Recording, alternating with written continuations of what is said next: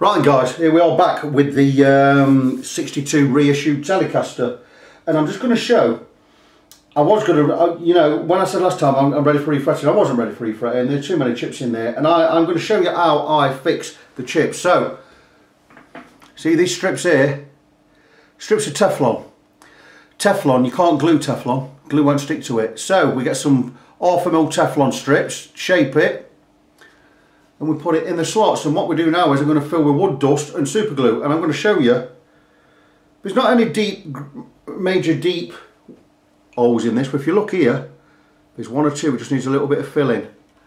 And down this end there's one on the edge there, there's one here, look, prime example, one just next to my finger there.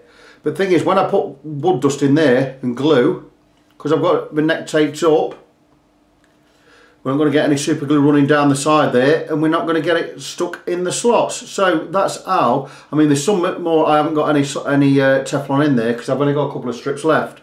I haven't got around to doing that yet, but I'm going to be filling in all of these little chips here. Anything that goes wider than the actual fret wire itself, which is, we've got a 3mm fret wire going in there. Anything that's going to go wider than that, we're going to fill with slot. Otherwise, you're going to see it. You're going to see a little gap under the fret, and I don't want that. Anything smaller than that really does not matter, because I'm going to be epoxying these frets in, because we're going to be a really long-lasting fret. They really should not need to come out in the next 15 years, 20 years maybe. So I'm going to epoxy them in. There's quite a big chip here on this corner just here. Again, this happens when you're cutting the fret slots. Mike knows all about this. Mike will gloss over the edges anyway once it's done. End of the day, it's all about getting the fingerboard level, which we've done, getting the frets in level, which we're going to do. It'll all be about playability more than, well, functionality.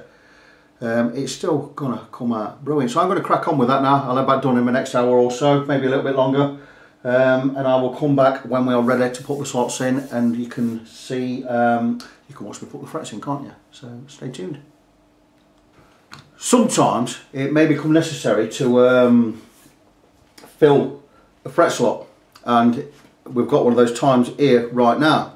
Many reasons, well, not many reasons, a couple of reasons this could happen. For instance, when we've fixed all the chipping in a neck, and we're going to get glue in there. The glue is going to drop in there regardless, we can't help that. And what we do is we take a fret saw, not a fret saw as in a carpenter saw, but a fret slot saw, like this for instance, and it'll cut the slot wider when it needs to. So in this instance, what I've done is I've taped up the area. I've done this on quite a few guitars, full fret slots for recutting. This is just too wide in my opinion. I looked at it, and you'd probably get away with, because I'm gluing the frets in, you'd probably get away with it, but getting away with it's not good enough for me. So what I've decided to do is I'm going to fill this fret slot and recut it. Like I said, I've done it on a couple of guitars before, and how we do that is we take some regular epoxy, which we've got there. 30-minute is what I use. It gives me plenty of time to work. This is what I use when I'm putting frets in, because I could do half a fretboard in 15-20 minutes. And I go with 2 runs putting frets in. So I'm going to mix some of that up, not a lot. And I've got some rosewood dust here, fine rosewood dust. I'll mix some of that, I'll bang some of that in the epoxy, quite a lot of that, till the mixture's not exactly dry, but almost dry. Not even almost dry, but a right good thick consistency. What I'll do is I'll cram it all in that slot. I won't do this end because that's cut absolutely fine. I've already filled and done that one before. And once that's done, once that's set, I'll give that half a day. It's only 30-minute epoxy, but I'll give it half a day. And once it's done, I'll recut the slot, I'll sand it down, and I'll recut that slot. And it's going to take the fret wire much better. Fret wire we're using, as I've probably already explained, will be Hosco 3mm jumbo, 18% nickel silver, nice and hard. Going to get that radius to about, going to radius it to about 7 inches later, and we can get on with finishing this refret tomorrow. So I'll be cracking on with that first thing tomorrow morning. So I just wanted to update you on that. Rest of it, pretty pleased with how it's come out. We got quite a bit of chipping down this side, and a couple of chunks missing on the edges. I filled with rosewood dust and glue, and you'll see now we've got all the fret slots more or less all bang on. The edging's gone really, really nice. Mike says he's not too bothered if there's a little bit of chip in there because he'll gloss over it anyway. But that has come out better than I expected, so really pleased with how it's come out. So I'm going to get on with this and I'll move on to something else this afternoon, and I'll come back tomorrow with an update on this. We'll get the frets in, and I would hope that this is going to be done by this weekend. It's Wednesday now, so crack on. So I was up with the birds this morning and I have 2/3 fretted the 62 Reissue Telecaster. You see I've got it all clamped up.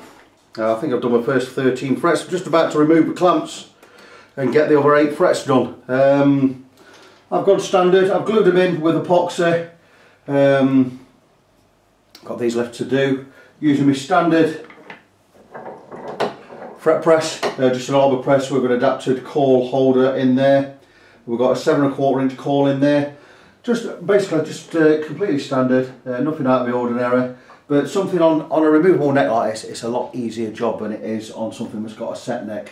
So I'm going to remove the clamps and I'm going to crack on, finish a refret, and I'll come back and show you how we've got on when I've done. And here we are with the tape peeled off. And that is, it's just beautiful. Looks fabulous.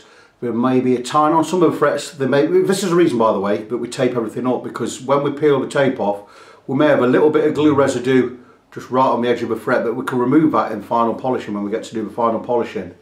And any residue in the ends here, when we come to sanding down this edge, when we're filing the frets, we'll get that all removed there anyway. So that's gone absolutely wonderful. I've got 8 frets to put in now. Really easy, these ones, because I can get straight in on the neck rest and all going nice and even. Really easy, I can do it all on there. So 20-minute job there. Once they're in, I'll clamp again, get all clamped up, and I'll leave them an hour or two. We'll remove all the tape. Once we've cleaned up the edges and the areas, we'll tape up again, ready for we'll get ready for leveling, beveling, and polishing. Leveling, beveling, crowning, and polishing, if I want to be exact. So I'm going to crack on with that. So stay tuned and see you shortly. So we've nipped on a bit since you last saw us. It's now afternoon, and I've had the neck, the last of the frets, the last 8 frets all clamped up. I'm now going to remove the clamps. You see I used a full size radius beam on there, aluminium one. New ones I bought from Guitars and Woods in Portugal.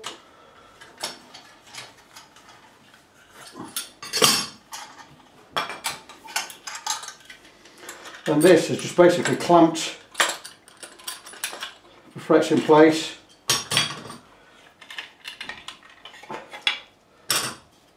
Obviously we had the neck completely supported, so we didn't mark anything.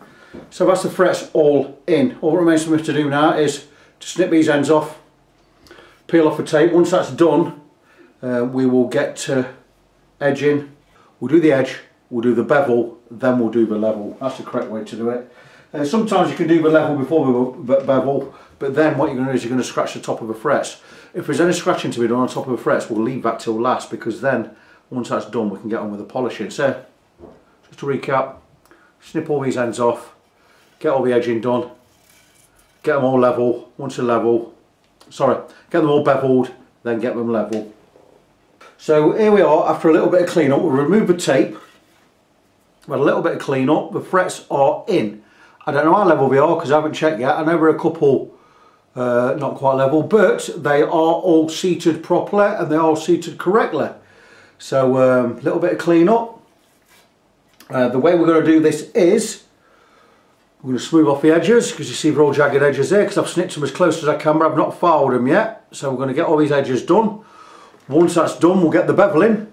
Just do the 30-degree bevel just on these, just on like so. Basically we're taking a triangle from the top, we're beveling these edges all across the length and down here. Once the beveling's done, then we'll do the final leveling. And once the leveling's done, it'll be a case of re-crowning and polishing. You know how it works. All the major work is now in front of us. So without further ado, I'm really going to get cracking. So stay tuned, and I'll come up with more little snippets of info as we progress. Stay tuned. Right, welcome back. Different camera angle again, because I'm going to show you a little bit of work I do on the frets to get the edges all filed smooth, and to get the bevel on the edge of the frets. And to get the edges done, what I do is I fix the guitar neck to a piece of 3cm or 30mm MDF. I've got special holes drilled in there so I can fix the neck plate and everything. And I've got a file, well, two different files in a block. It's a plastic block, or hardened plastic, so it runs across the frets nice and smooth.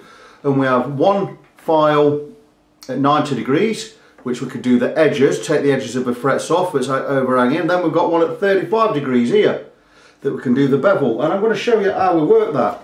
And I've slightly altered the way I do things just to make it easier, and also to make sure we've got less chance of damaging anything to do with the headstock. Now if I just move across here, I think we're pretty good there. Now you'll see, there's a piece of MDF I talked about. It's 30mm MDF. We have a neck plate on there, and it's screwed through, it's tightened, and if it's lacking a little bit or slacking, what I do is I bang some business cards under this end just to support the headstock there. You'll see there's two business cards under that one.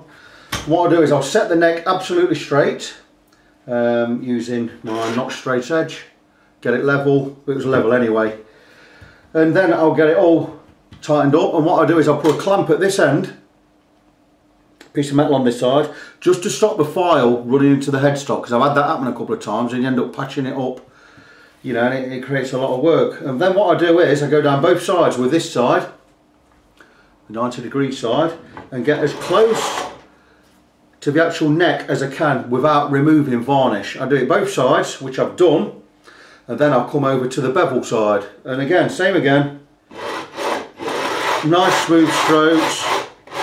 And when I get pretty close, like I have done, instead of going that way and knocking into the clamp, I'll go this way. And just nice, neat strokes, like so.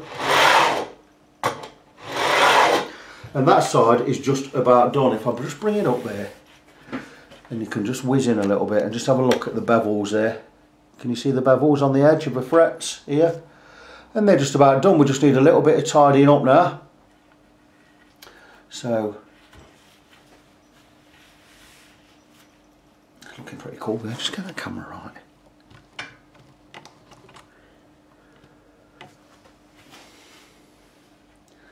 There you go, much better view, much better angle there. And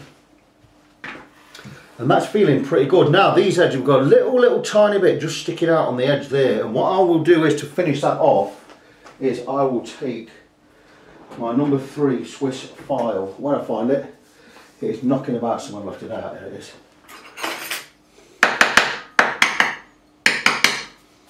Number 3 file, Swiss cut, quite fine. I've got one side that sticks out a little, that's this side. And what I'll do is, I'll take the file and I'll just angle it away slightly from the fingerboard, and I will just remove these burrs from the edge.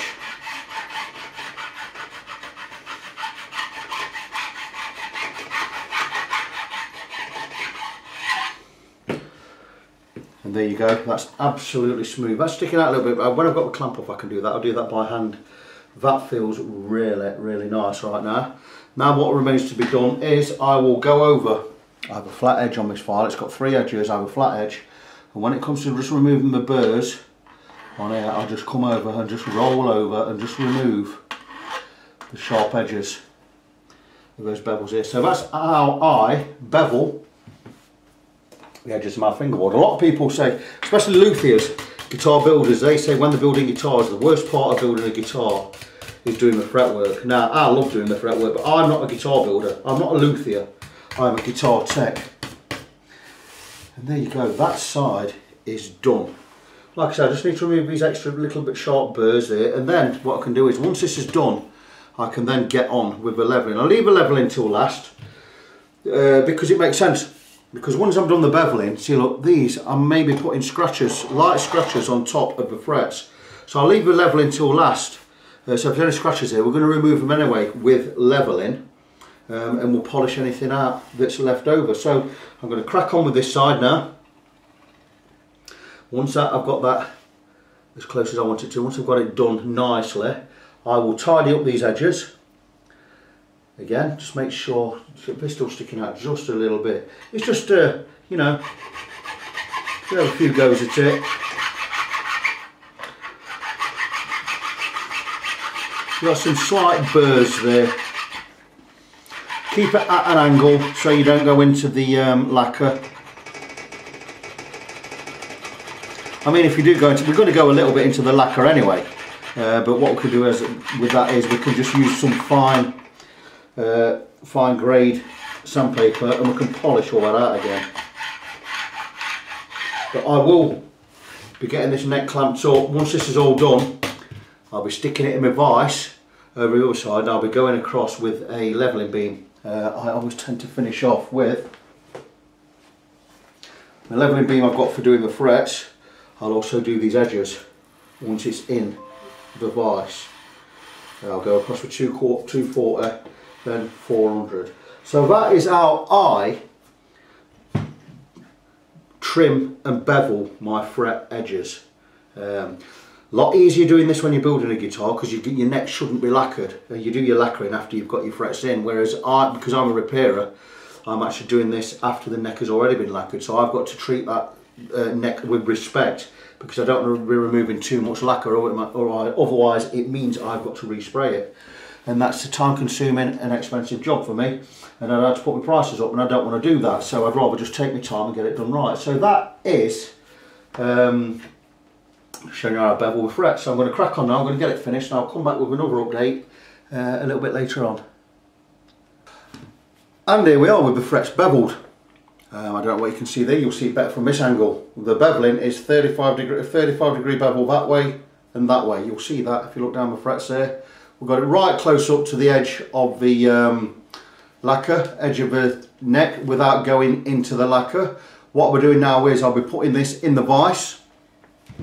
I will tidy anything up with a number 3 file. Once that's done, I'll be going across with a levelling beam, absolutely flat beam, 240 grit there, 400 grit there. I'll just go over 400 grit just to take off any burrs. Once the burrs are off, I will pick myself up some, probably get some 1000 grit. I'll stick it on a little tiny block and we'll just sand over and just smooth over the edges. Once that's done, we can go and crack on with a levelling.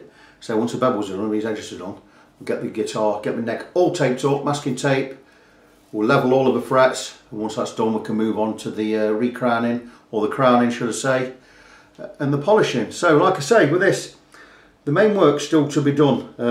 We've got no nicks in the end of the headstock area because I put the clamp on there, which has worked absolutely brilliant. So I'll be making some kind of, I'm going to cut myself up some kind of little jig just to hold that neck in place when we've got it on the MDF. So we can't go any further than that with the file because otherwise it means I've got to be repairing headstock areas where the file's gone in. I've had it happen a couple of times before. So I'm going to crack on with that. So come back and see how we got on. And here we are with the edges all sanded, smoothed off. The frets are all now all smooth, nothing's catching down the edge there. Both sides, absolutely brilliant. We've got the bevels. I'm now ready to get this back onto the slab of MDF, the 30mm MDF. We're going to clamp it back in with its neck plate. We're going to support it at that end, and then we're going to tape it all up and get it ready for the fret leveling. Once the fret leveling is done, we'll be moving on to the crowning and the polishing. So I'm going to do all that in part 3 of this video. This is now going to be the end of part 2. I think I've done enough minutes on this for the time being. So I'm going to wrap this part of the video up, part 2, and so make sure you join me back in part 3. I'll see you then.